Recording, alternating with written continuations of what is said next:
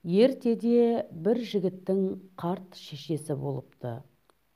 Шешесі ауырып, төсек тартып жатып қалады. Жігіт отын шауып, оны қалаға сатады екен. Шешесі күнде баласының қамын ойлап, төсекте отырады. Баласы кешке үйге келгенде, «Балам, шаршамадың ба?» деп сұрайды екен. Баласы шаршаса да білдірмей, «Шаршағаным жоқ, апа», деп жауап береді. Бұл сөз ауру шешесіне кішкене де болса қуат береді екен. Бір күні баласы жұмыстан шаршап келеді. Жанына батқан ауырлығы шаршатты ма, баласы ошақтың жанына жылынып отырып, ақылап үхілейді. Шешесі ұлының қатты қажығанын сезеді.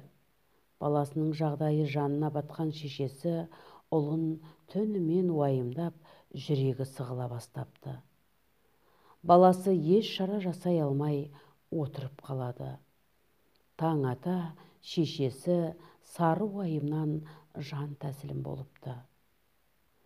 Баласы анасының жүрегіне қайғының дертін салғанына өкініп, өкіріп жылапты. Содан бері ата-анаңның жанында отырғанда ақылап, үхілеуге болмайды, олардың жанына батады деген тыйым пайда болыпты.